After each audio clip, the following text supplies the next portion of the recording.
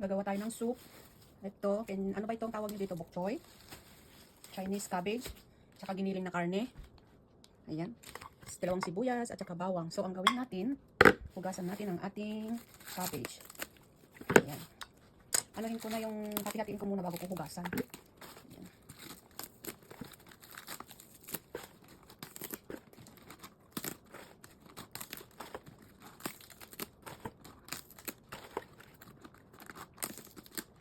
Ayan. Tama na to.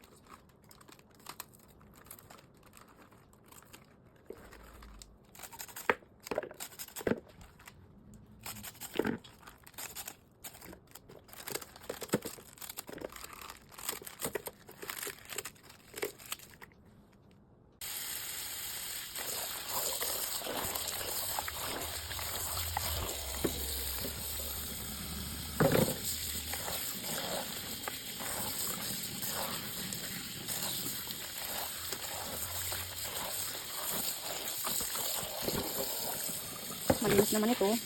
Ayan. So, i-drain natin.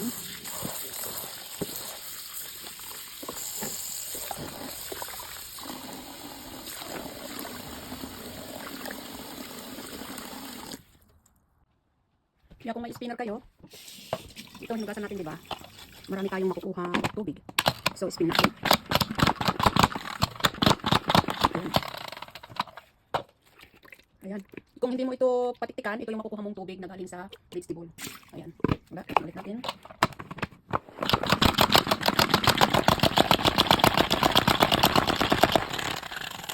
Ang stop niya ito.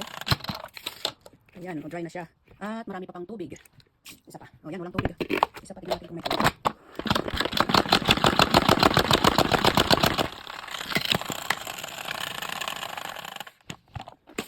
Ayan. There you go. See? May kunti pa. So ito, dagdagan natin ang ating sibuyas. Ayan.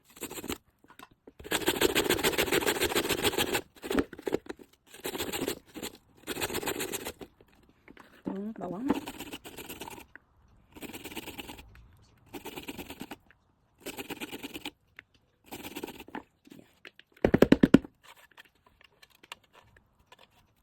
Lagyan natin ang ating karni. Ayan. Lagyan natin ng asin. Ayan. Lagyan natin ng paminta. Lagyan natin ng garlic powder. Lagyan natin ng toyo. Ayan. Lagyan natin ng patis. Ayan. Lagyan natin ng konting asukal. Ayan. Konti iso lang. Ayan. Masa-masa. Hindi po sampay ng ating karni. Ayan. Tigas pa. Lagyan sa freezer. Ayan. Pag hindi pa yung asin na nilagay mo, dagdagan mo pa. Yan. Kasi makakain sa mga kung gaano karami nilagay mo spices kung talagang maluluto ka. Ayan. So, dagdagan natin ito. Ayan. So, meron pang ito. Yung buo pa. Ayan. Pwede mo rin pang barbecue. Oh, hindi pa may frozen pa. Ayan. Hindi na. Para pumasok yung lasa ng mga spices na nilagay natin.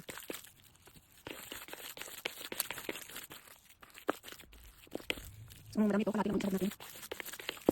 Ayan. Ayan. Ayan.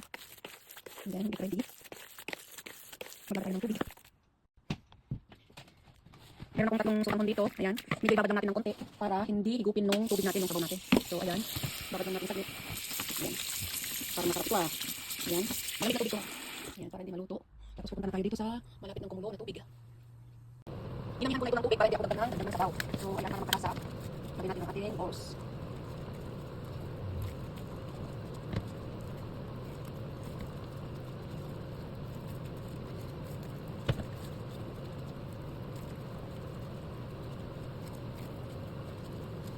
Depende sa inyo kung gaano kalaki yung gusto mo.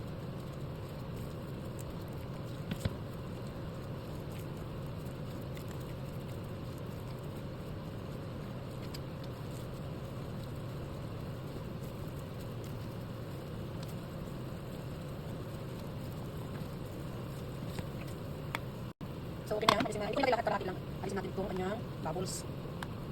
Ayan. So, madami siya. Parang hindi nakasabog. So, habang nagpa-bubbles, alisin mo din. Ayan, masarap ito. Ayan mo ng asin. Ayan, para may lasa. Lagyan mo din ng patis.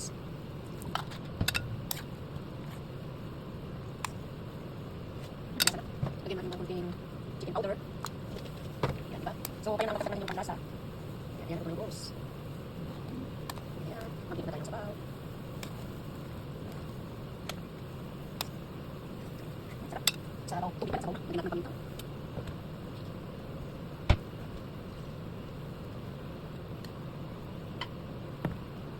Yan, pwede muna. Pwede natin. Ito.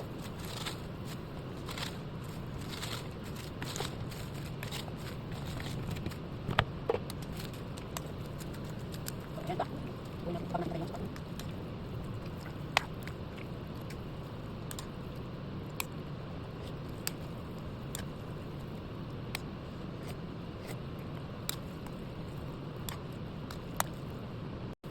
Ayun, ako nakulagyan natin ng toyo para hindi makikita yung sabaw. So, mag-brown siya. Toyo.